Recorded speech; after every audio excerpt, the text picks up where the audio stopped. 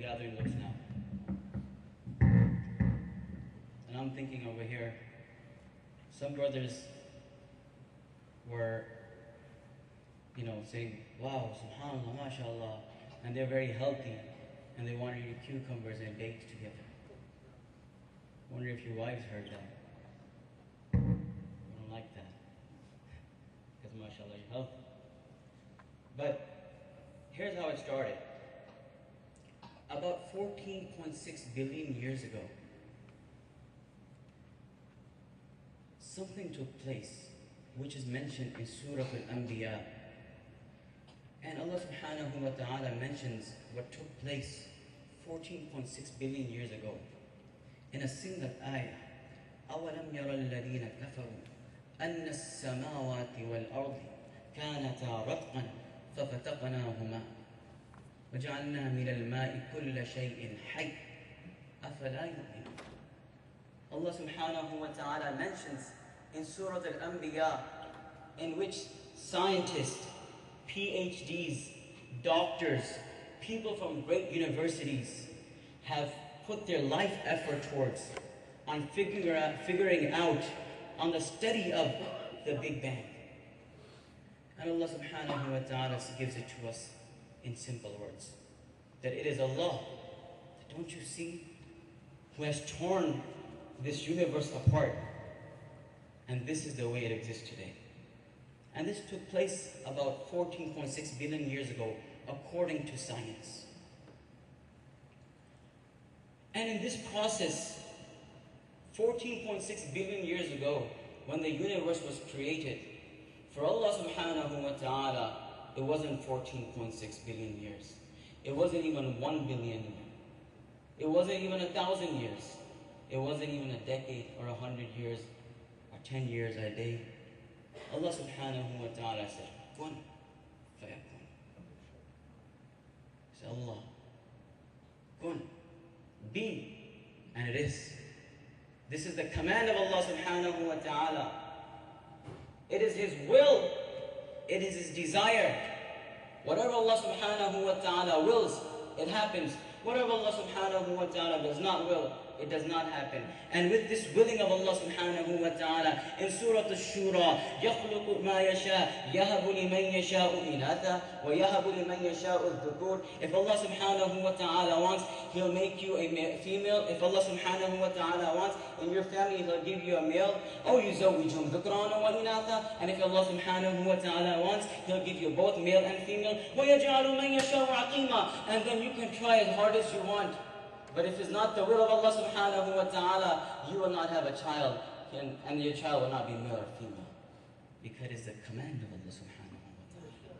And this is kun, the command of Allah subhanahu wa ta'ala. And it was the command of Allah subhanahu wa ta'ala billion years ago. إِنَّ رَبَّكُمُ اللَّهُ الَّذِي خَلَقَ السَّمَاوَاتِ وَالْأَرْضِ. Indeed, Allah subhanahu wa ta'ala is that who has created the 7 heavens, وَالْأَرْضِ, and this surface of earth, this earth, فِي سِتَّةِ أَيَّامٍ, in 6 days. ثُمَّ اسْتَوَى عَلَى الْعَرْشِ. And then Allah subhanahu wa ta'ala istawa ala al-arsh. The definition of istawa is not to be seated on arsh. That's why I'm not even translating it. Istawa ala al-arsh. And this is Allah subhanahu wa ta'ala. It is Allah. Innani ana Allah. In Surah Taha, Innani ana Allah. Indeed, I am Allah. La ilaha illa ana. And there is no deity but myself. So it is Allah subhanahu wa ta'ala, my dear brothers, my respected sisters, my little ones, and all that are here today. Everything that is created, it is created by the will of Allah subhanahu wa ta'ala. And everything that exists because it is the will of Allah subhanahu wa ta'ala, and each creation has an end to it. Everything that is created has an end. Everything that had a start has an end. Allah subhanahu wa ta'ala, He's awwal, He's akhir. He doesn't have a start, He doesn't have an end. He's zahir, He's batin, He's appearance, and at the same time, He knows what is inside you. is Allah subhanahu wa ta'ala. He's Hayyul Qayyum, He's Dhul Jalali wal Ikram, He's Ar-Ra'uf, He's Malik, He's King. So we are the creation of Allah subhanahu wa ta'ala, and that is Allah on top of us. So my dear brothers, He has sent for us the creation, the best of creation. And the best of creations is Muhammadur Rasulullah sallallahu ta'ala alayhi wa sallam. And it is His guidance that is the best guidance. وَخَيْرُ الْهَدِي هَدِي مُحَمَّدٍ sallallahu ta'ala alayhi wa sallam. And the best of guidance is the guidance of Muhammad sallallahu ta'ala alayhi wa sallam. وَخَيْرُ الْهَدِي هَدِي الْأَنْبِيَاءِ لَا. The best of guidance, it is not the guidance of all of the Anbiya. It is the best of Muhammad sallallahu ta'ala alayhi wa sallam. وَخَيْرُ الْهَدِي هَدِي مُحَمَّدٍ sallallahu ta'ala alayhi wa sallam. And some take this as a gift. The best of gift is the gift of Muhammad sallallahu ta'ala alayhi wa sallam. So, Prophet sallallahu ta'ala alayhi wa sallam has brought this religion of Islam upon us. And Islam is a ni'mah. When I study with my Shaykh, he says, Alhamdulillahi ala ni'mat al-Islam. Praise be to Allah subhanahu wa ta'ala for giving us the ni'mah of Islam. Islam is a ni'mah upon us. It is a guidance from the cradle to the grave, on how to raise your children, on how to walk to the mosque, on how to deal in your business, on how to cut your hair, and how to clip your nails, and how to treat your parents, adults, how to be caring towards your children, to the ones who are young, how to eat, how to drink, how to wash, how to bathe, how to cry, how to laugh, how to smell, how to hear, what to say, what not to say, what to see, what not to see, what to think, what not to think. This is the guidance of Muhammad sallallahu ta'ala alayhi wa sallam. Muhammadur Rasulullah sallallahu ta'ala alayhi wa sallam, he is the best of example.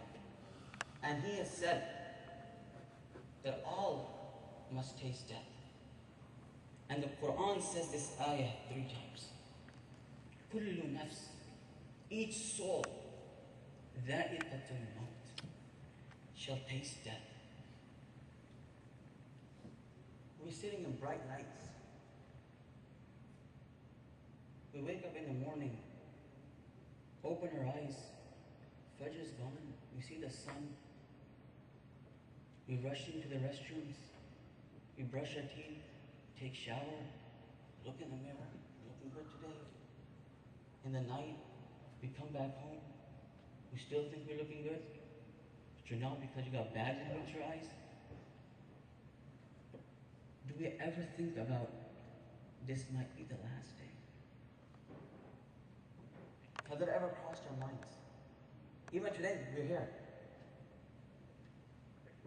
We're here today in the masjid. We're expecting something fun to listen to. The kids are here, come on, let's go to the masjid. We're going to get some biryani. No. But have you ever thought for a single moment in your life that right now, this might be the last moment of my life? This sujood might be the last sujood of my life.